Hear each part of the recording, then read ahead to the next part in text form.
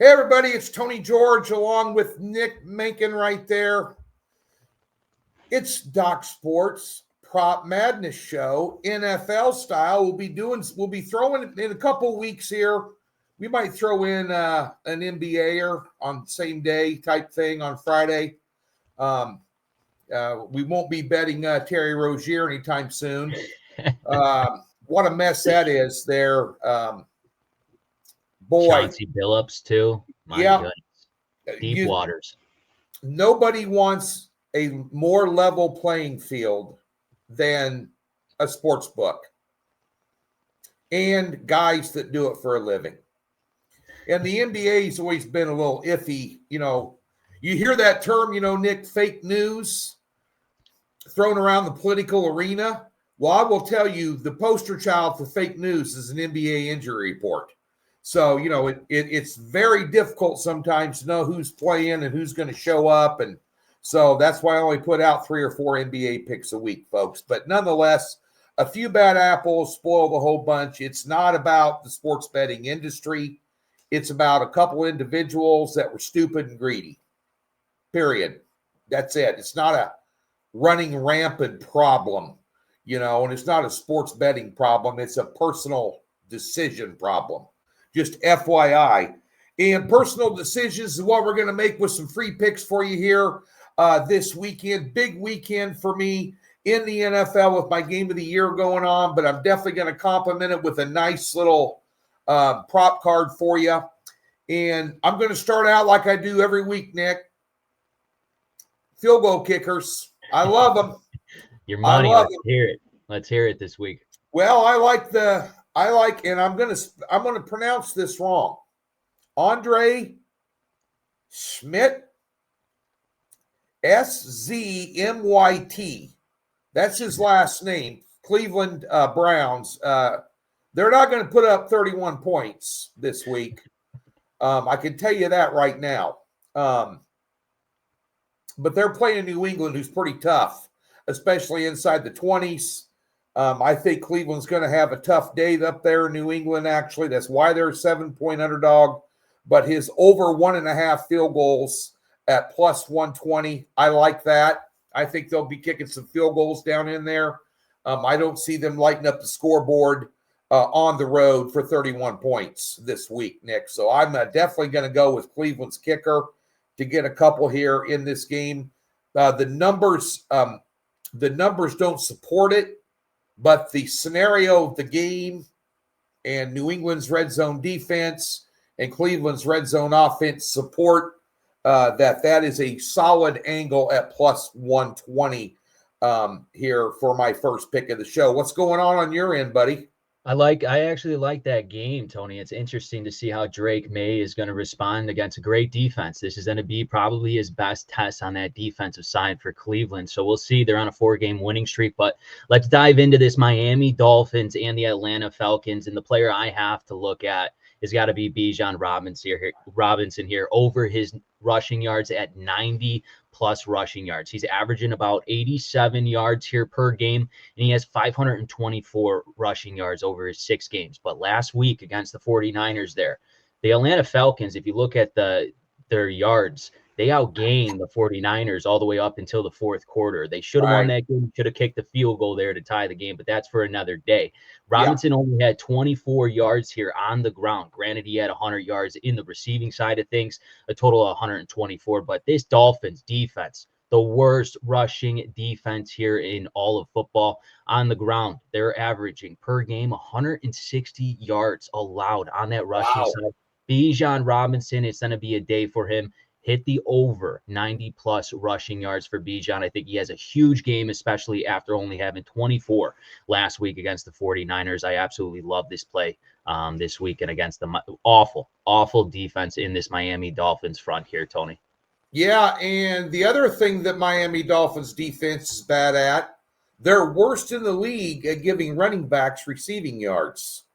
And Robinson liable to have a big day there as well, because he is, in my opinion, right now in the NFL, he's the best running back in the NFL.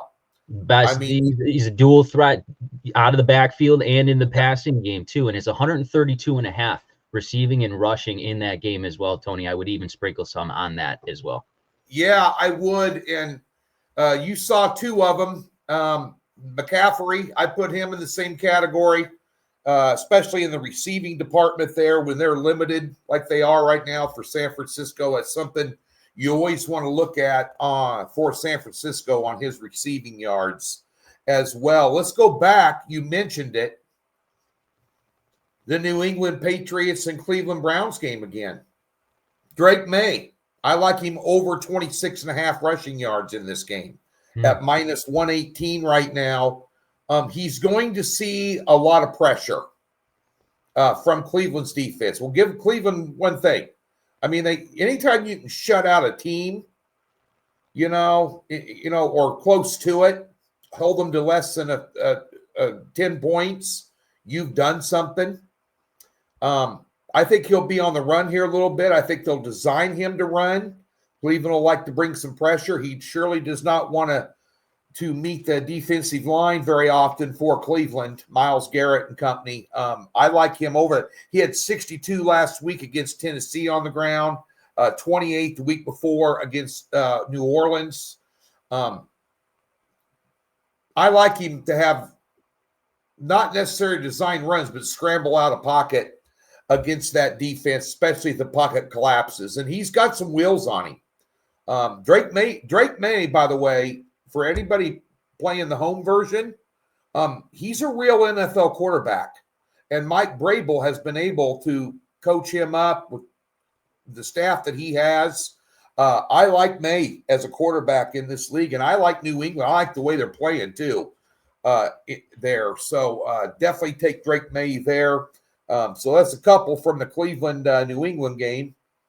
I like what that, else? Tony. I like that. Drake May's legs are underrated, but let's look at these Dallas Cowboys and the Denver Broncos here. Denver Broncos scored 33 points to come back on the New York Giants. Well, you better score in the first, second,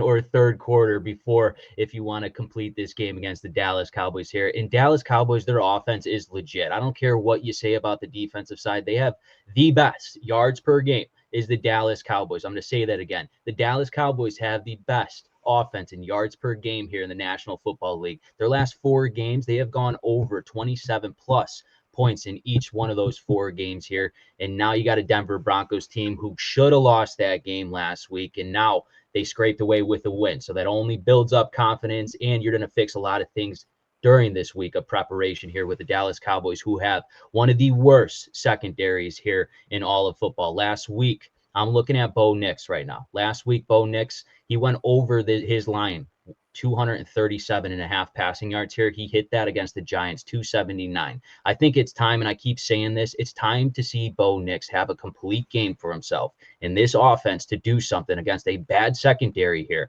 Yeah, they could stop the run, but I'm telling you, Bo Nix is going to have himself a big game for these Denver Broncos here against the Dallas Cowboys. I love the over 237.5 passing yards. He's only hit this 3 times, and last week was one of them. I think he does it again. You could see this game being a high-scoring shootout battle too as well. Because Dallas is so good on that offensive side, Denver's going to have to answer. So I like Bo Nix in this situation. I like the offense to air it out. I like his over 237.5 passing yards against the Dallas Cowboys here, Tony. Yeah, they're not going to be running Dobbins. They're going to be playing tit for tat in that game. That over 49.5 at what it opened up at. I put a little early money on it in the week. I also think Dallas is going to give them a hell of a ball game. That came off that hook real quick for Denver.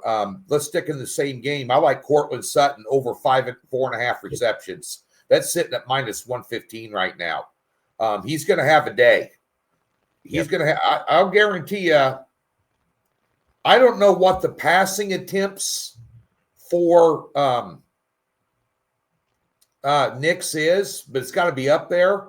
But there's a lot of them going to Cortland Sutton. And I know you've been on him on this show before. Sutton, he's a good receiver. Yeah, we had last week too. I think it's 32.5 passing for both. I'd say he'd be around the 35 mark this week. FYI for Knicks, and I'll guarantee you that Sutton's going to get 9 or 10 targets. So if he can get 4.5 receptions, and he's good enough against that secondary that he ought to be able to do it for sure. So that being said, I think Diggs is still out too. You know, Yep. you got Bland running around back there. He's an interception machine, you know, for them, but that's about all they've got. And their pass rush is not that weak too. So Nix is going to have some time. Give me Cortland Sutton over 4.5 receptions. What else we got? We got to go with my homer. We got the Chicago Bears and the Baltimore Ravens here. And the player that I'm looking at is going to be DJ Moore here, over 4.5 receptions. Now, DJ Moore has only hit this line one time this season, and it came against the Lions. But this week, Ben Johnson, in his press conference, made it very clear that DJ Moore is going to get a lot more touches and involved in the offense this week here.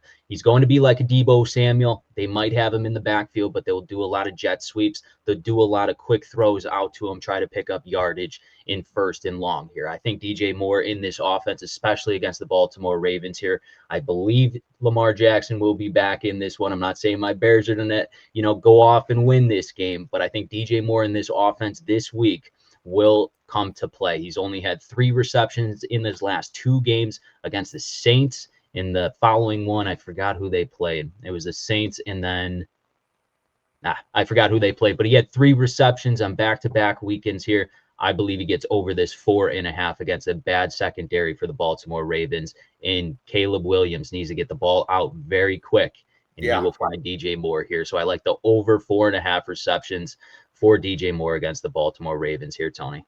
It's interesting the number the Ravens are laying in that game. I know Chicago's beaten some bad teams, this, that, and the other, and they're up and down. You never know what you're going to get. But, a 1-win team with a beat-up defense laying over 7. I've been doing this 35 years. Folks, that's going to be the show. I'll give you one more. But since I'm a nice guy, don't forget, though, that Doc Sports right up there, that's a free $60 link. We'll park $60 in any new account, comes the profit guarantee. Prop cards are $25. Now, I got my ass handed to me on a 1-2 effort on a 3-pack on Thursday night because I thought Carson Wentz would act like an NFL quarterback. And I thought Jefferson would have a big night, but I took him on the over longest reception at 26.5 yards. Because he's a big playmaker for them, gets a lot of yards after the catch. They couldn't do anything. The Charger defense was night and day from the week before when they played the Colts, and we didn't get it done there. We went 1-2 on that card, but we'll have a 4 or 5-pack on Sunday. That means if you get that free $60, you get it for free. You get Nick's card for free. Okay? It's right there. Never been a member? Sign up. There's no hassle, no obligation. Comes with a profit guarantee. You're here for free stuff. Go get it.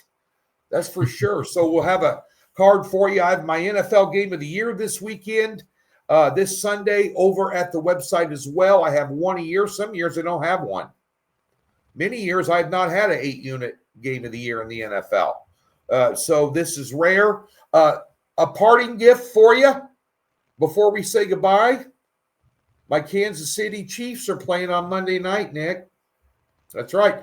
It's going to be, right now, it's about 48 degrees, wind blowing and raining in Kansas City. It's supposed to be kind of chilly and a little bit drizzly going into Monday as well. Real cold weather.